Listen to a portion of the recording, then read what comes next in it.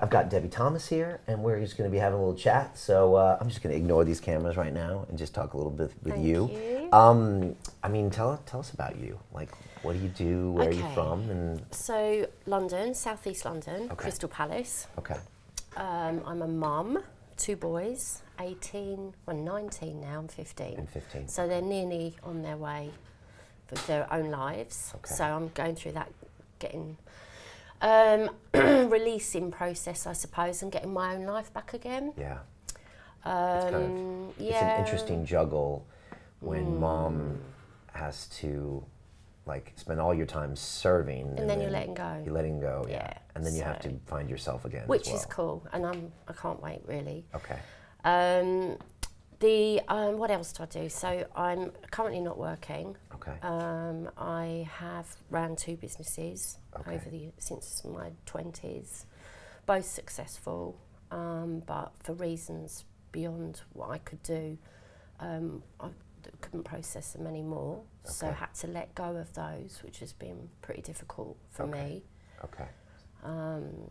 Yeah. So at the moment, I'm just kind of straddling, just wondering where I should be going next. There's a few opportunities coming my way, but I'm not sure really what I'm doing to get out of the hole that I've been in for a couple of years. Okay, it sounds like that's painful when I see it on your face. 2.5 years ago, break up, business and home. All right, so they're interlinked. That's the Yes. pain I see in your eyes. Okay, so it's not just about not having the money, it's like the relationship and the business failed, and now it's like, how do I get back? Yeah. Did that event set you back? I mean, did that event... Huge. Okay. Massive. Tell me about that. Broke down, everything fell apart. Me and my partner broke up. Okay. And within a month or 2, he wanted me out of the business, which me and him started 5 years before. I couldn't, he said it was about communication. I was really shocked. I had 2 weeks, basically. And although I'm still a shareholder and director, I was offered a buyout, which hasn't occurred. Okay. So I'm still kind of stuck under a sort of control, but I have no access to the business. Okay. So it's all a bit difficult. It's not legal. It's not my way. Okay. I want it settled, but obviously that's been a big thing for me with regards to feeling stuck. Right. And also not being able to move, thinking of every creative thing that I can do to try and get out of my current situation, but having nowhere to go, really, with it. Tell me about like some of the emotions you're going through, because it's so complicated, because you've got rejection of love, and then you got that messed up with a business and something you created together. Yeah, and felt good of, felt proud of, you know, I mean, worked really hard.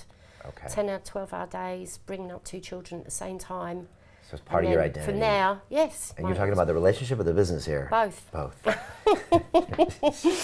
All rolled into one.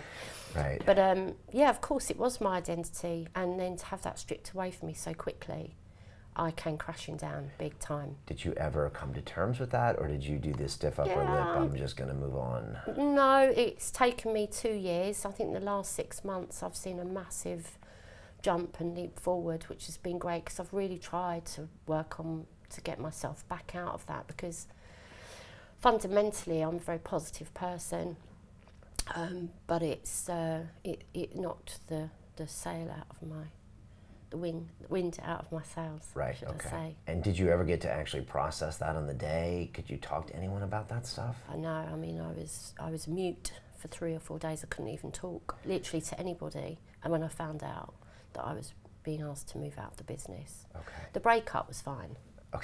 The breakup was required. The business is what killed me. Because you had your identity wrapped up in there. I'd worked very hard, and financially, obviously, I needed to pay a mortgage and bills, etc., and bring 2 kids up. So. And there's probably are still some emotions wrapped up there too. No, not on that level. It's good. No, not emotionally. There was. No, I was pretty sure that I needed to make that move. With regards to my family. What did your sons think of all this? Because that must be difficult for all 3 of us. Yeah, and obviously they had, you know, they had judgments about me at the time, based on conversations that they were hearing in the house, etc. or hearing from their father.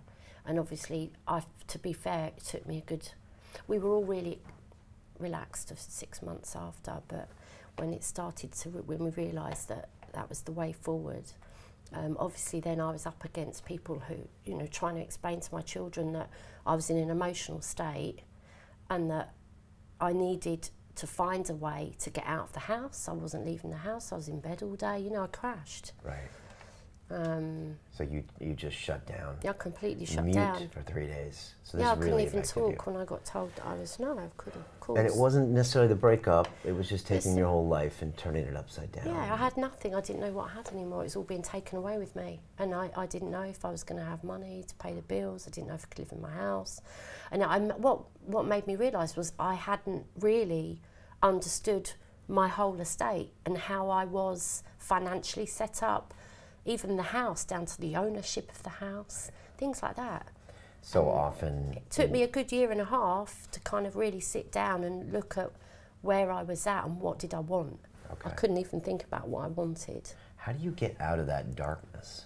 Like, I'm trying to put myself where you were, like, not be able to talk for a few days. Having amazing friends around me who were every day checking in, and 2 beautiful boys who loved me dearly, and you know, as much as they had their views about it all, they wanted to see me get better, and they wanted to see me come back to life again, you know.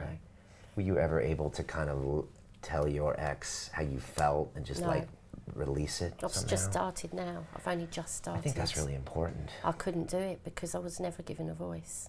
I was just shut down.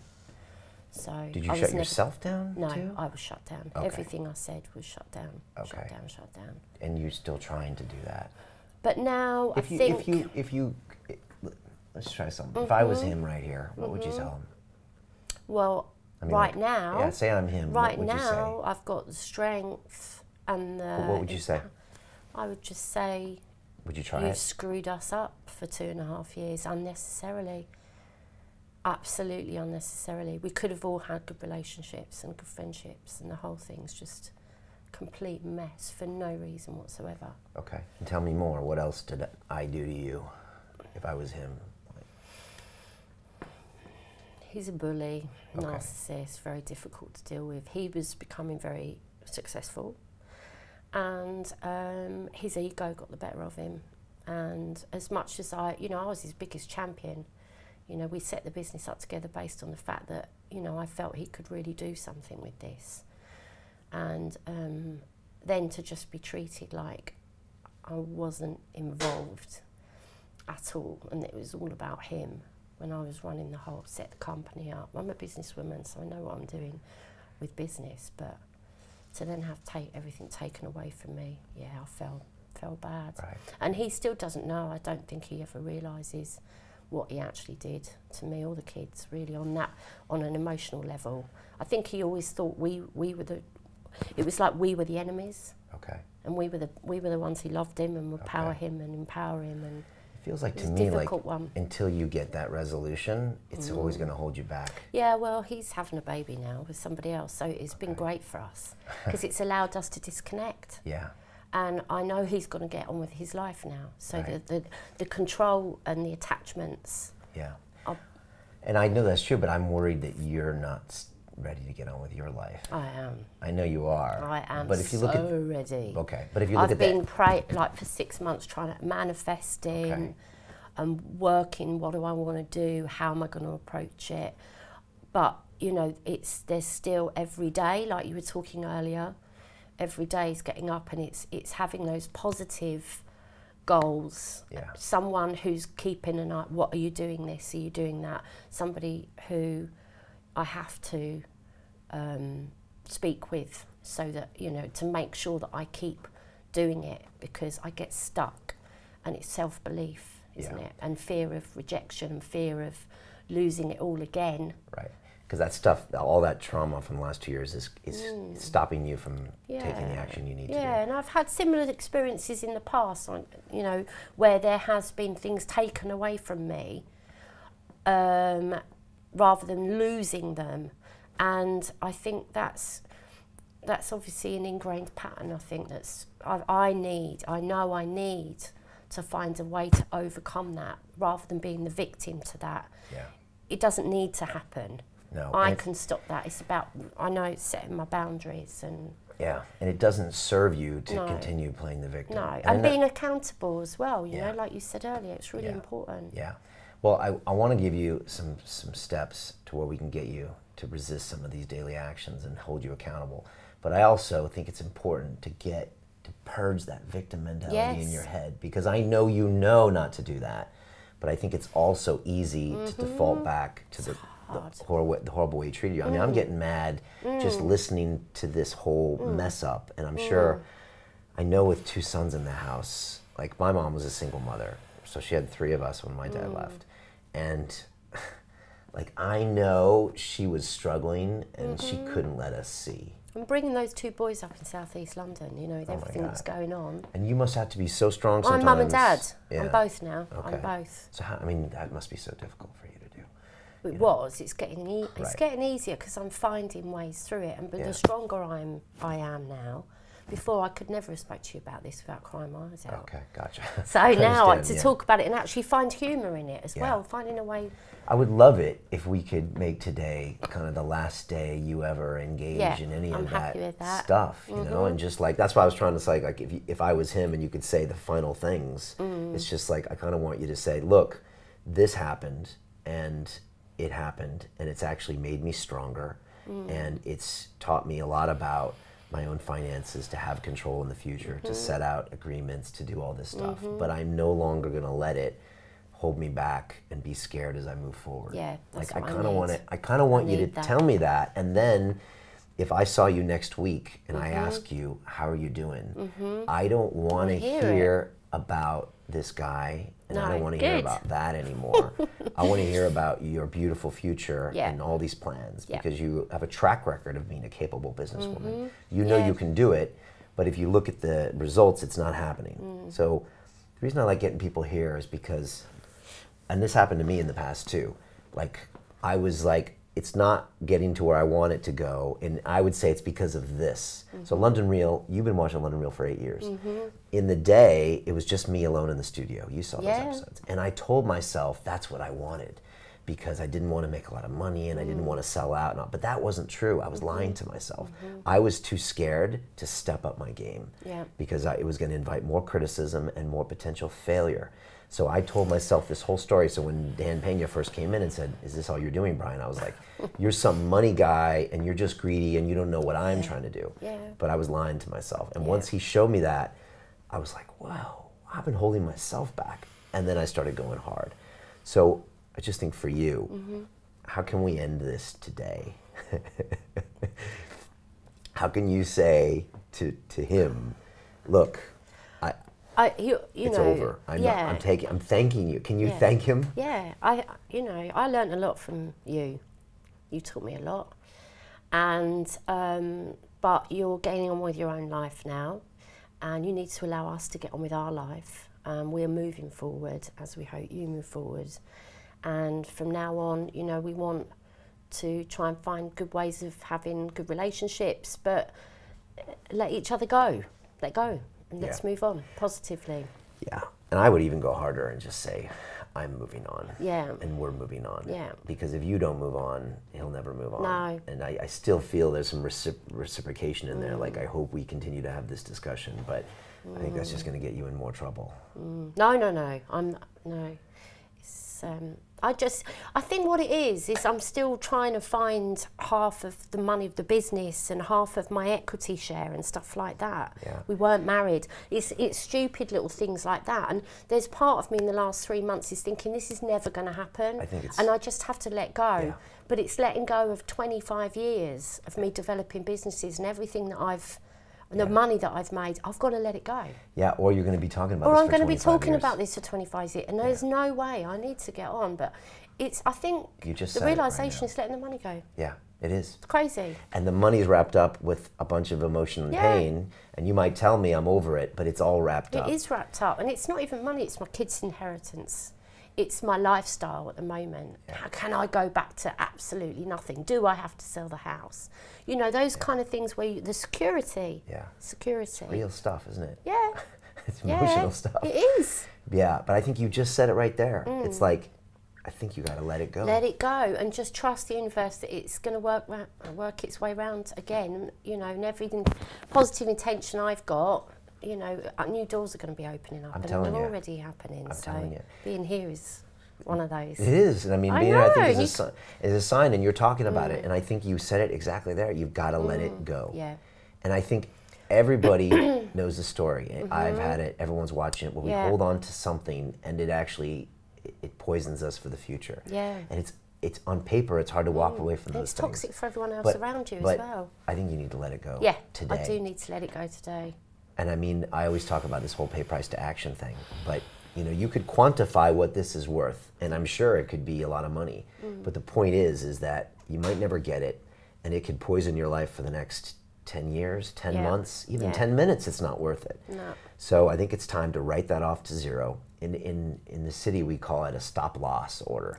So you buy a stock and it goes down, and as opposed to hoping it to go up one day, it goes down more. Yeah. And then you hope it, and then it goes down more, and you end up riding a loser all the way to the bottom, and it takes you with it. And the stop loss order says, when it gets this low, I'm walking away. I'm no longer in this trade, and I'm not going to let it bring me down. So I think you need to just completely walk away from it now and not think about it or address it, and now build the new you starting today and assume that's all zero and nothing. Yeah. Are you ready sounds to do good. that? Yeah, I am. I am ready. How do you do that? How do you tell yourself that that's done? What action can you take acceptance, to number prove to one. I yourself? think it's accept. The first thing is accepting that I'm going to be okay, and that I've got to trust and have faith that I can turn things around, and I can look after my children. I will have a roof over my head. Will you say that stuff? I can turn things around. I can. I am turning things. I'm already doing it. I am. And I will build a successful business. And it is that positive affirmations constantly. Those positive things that I need to. Every time I'm starting to feel a bit low or a bit beaten by it, I need to be able to pick myself up very, very quickly with positive.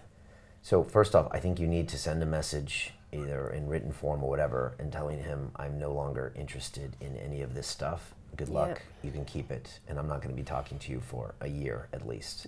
And that way you're saying goodbye. That way you don't wake up in a month now thinking, you know what, maybe I should try to get that back again. Like you need to make a clear symbol. And until you do that, you won't prove to yourself you've moved on. And then from there, you're going to be like, okay, here I am. You burned the ships effectively. You've got no other options. Now let's move forward with what you're doing. And I would be surprised if in the first 10 days you don't see opportunities coming your way, because then you're going to be vibrating on a different frequency. You're going to be bringing optimism. You're going to like, what am I building for the next 10 years? And things are going to come your way. The thing you'll have to resist are the old stuff. So you really have to put him and all that stuff away forever. And to where I'd rather you not even talk about it. Because every time you talk about it, it re-engages. And I struggle sometimes with my wife sometimes when she'll ask me about something from the past. And I'm like, I don't even want to talk about it. Because when I talk about it, it's in my brain, it plants a seed. So I don't even like talking about anything negative. I'm always like, but we're going here in the future. So from now on, it's just like, oh, that's an old chapter of my life. If you were here next week, I'd be like, so tell me about what happened in the last 5 years. I'd be like, well, I used to have a business and I don't anymore, but I'm building this one. Let's talk about this. Because what's on your mind is what you manifest. We know that from so many guests in here. So as far as resistance training, I need you to resist anything that is those negative self-talk patterns that would get you thinking about bad consequences for building a business, bad consequences for partnering up with someone, any negative self-talk that says that you can't accomplish something, and reinforce it with those daily positive affirmations, which I'm a big fan of. Again, I talk about purging for people. So purge anything to do with him in that business. It's not talked about. Maybe even sit your sons down and say, guess what? As of today, we're moving on. I'm moving on. And there's no bad feelings, but from now on there's going to be kind of no feelings regarding that. I'm not pursuing that anymore. We're going here in the future. That would be a big thing to tell your sons that. I assume it would change the energy of the house tremendously, and it would probably help go forward. So that would be a purge action. Move that. Next, really be quantifiable about what you want to build in 2020. Like, what do you want in 12 months? Revenue targets, business ideas on that future. And then find someone to really hold you accountable. Do you have someone that can do that? No, but I think I need to join the accelerator group. Okay. I mean, I'd love to have you just because I see a ton of potential in you. I nearly joined so many times before. Okay. You seem like you get emotional when you talk about joining. I wanted to be a part of London Real for a long time. I appreciate that. I really do. But it's great. The thing is it's hard to hold yourself accountable unless you have someone doing it. And I don't have anybody. So, you know, the kids obviously want to see me doing stuff, but it's not really for them. They've got their own things they need to be getting on with. So I think that's why I need to do it. Without that independent person, it's really hard. And if you ask your current peer group to do it, they won't do it because they're just not good at getting you to be so much better. Yeah. So that accountability is super important. Yeah. And then just completing the goal. I'm a big fan of getting to where you say you're going to go no matter what. So, and again, have those real targets. Like, I want to build this, and I'm a big fan of like the revenues. So, so the big thing I need you to do is to cut those ties today. So can you send me an email at the end of the day and tell me exactly how you've done that? Sure, for sure. Again, I'd like one-way communication to go towards him. Yep. I don't want you to wait for a reply or all that stuff. And I want you to have the conversations with your sons and say, this is the new paradigm going forward. Yeah. And I'm not going there. If I ever do mention him, which I won't, I'm not going there. We're focusing on what's the future. Because you manifest what you focus on. For sure, yeah. And if we focus on that, it's just going to go backwards. So, okay. How's that sound? Good, great. Yes? Yeah, okay. I'm in. All right, good. Thank you for that. Keep me posted. Thank and you. Then we'll talk about accelerator stuff later. Yeah. Thank okay, you. Thank you. We're in a dark age. We've lost our compass. We don't know who we are. We don't know where we want to go. What is to be done? It's going to take some consciousness change to get us out of the box we're in. La maldición de ayahuasca, nosotros podemos conectar con esa persona y le da cuenta dónde está la raíz del problema de él. Pues ahí se trabaja. Sometimes I feel anxious and unappreciative of the things I have. There's no such thing as work-life balance. There are work-life choices, and you make them, and they have consequences. What we don't understand about psychedelics is a very thick book. They can help you orient yourself morally, but look the hell out. You don't always get what you want with ayahuasca, but you always get what you need. The diseases of individual are the diseases of the world. Our culture's soul is severely wounded. Humanitarian crisis growing by the day. Global warming is the greatest fraud that's been perpetrated on mankind this century. When you take these lessons in, it's kind of a process to make sure that it comes into yourself. Some of the hardest work is when you go home. Integration means bringing things into the whole person. Maybe we should be considering that the depth of human experience is more than just material things and technology and our egos. We all get stuck in a mold. That's what can happen with ayahuasca. You get that mold, and she fucking smashes it on the floor. Now, what are you gonna do? Now, who are you?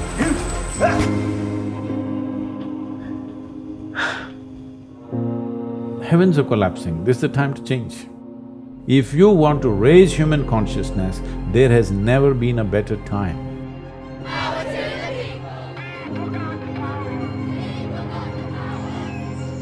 La ayahuasca nos fortalece nuestra mente, nos abre nuestra creatividad, nuestro amor, nos conecta uno a uno mismo.